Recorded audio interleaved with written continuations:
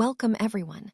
I'm excited to kick off today's presentation with a thought-provoking title, The Ashes That Made the Trees Bloom. On this first slide, I'll briefly introduce what we'll explore together. We'll look at how destruction can sometimes lead to renewal and growth, and I'll guide you through some inspiring stories and ideas. So, let's get started and see how even the ashes can give rise to new life. Let's start with the word dame, which simply means a woman.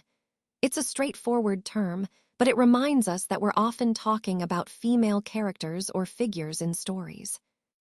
Next, we have snug. Think of a cozy blanket or a warm, comfortable room, something that's well protected from the cold or bad weather. It's a feeling of being safe and warm, which is important when we consider how characters feel or how settings are described. Then there's turned up, which means dug up. This phrase is often used when someone has excavated or uncovered something hidden beneath the ground.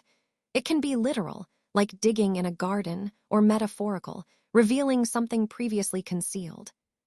Moving on to whining. This describes a high-pitched cry or sound, usually made by animals or even people when they're distressed or seeking attention. It's a long, often annoying sound that signals discomfort or desire. Petting is quite a gentle action, stroking or patting an animal affectionately. It shows care and kindness, and it's often used to comfort or bond with animals, highlighting a tender interaction. Finally, wicked refers to something evil or morally wrong. It's a strong word that describes actions, characters, or deeds that are considered bad or harmful. Connecting all these points to the overall theme, these words help us understand characters better, whether they're showing kindness, like petting, or displaying wickedness.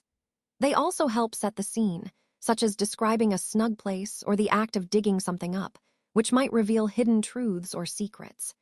Each word adds depth to storytelling by illustrating emotions, actions, and traits in a vivid way.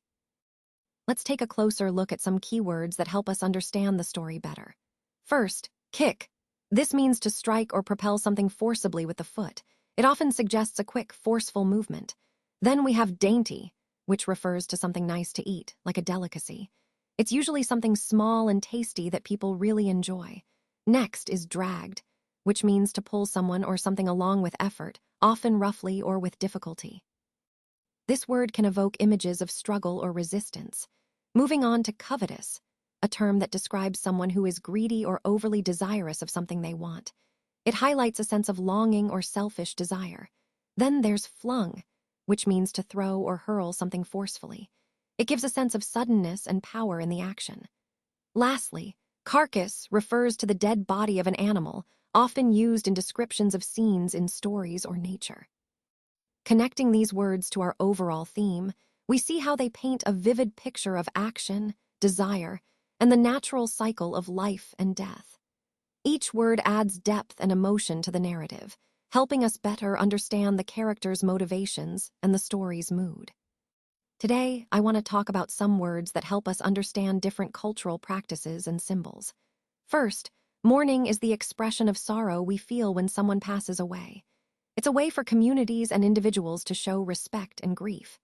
Next, incense is a substance like gum or spice that we burn to produce a sweet smell. It often has spiritual or ceremonial significance. Then we have mortar, which is a cup-shaped container used in cooking or pharmacy to crush or grind ingredients. It's an essential tool that helps prepare medicines or food. Pounding refers to the act of crushing or grinding something, often with a mortar and pestle, which ties into the idea of transformation and preparation. Moving on, blossoms are the flowers or clusters of flowers on trees or bushes, symbolizing vitality and renewal. However, when they wither, they become bare and dry, representing the cycle of life and death. Throughout this slide, these words connect to the theme of life, death, and the rituals that surround them. They help us understand how different cultures express grief, prepare for ceremonies, and symbolize the transient nature of life. Let's look at some key vocabulary that helps us understand different actions and attitudes. First, train in this context means a procession, which is like a line or parade of people moving together. It's often used in historical or formal settings.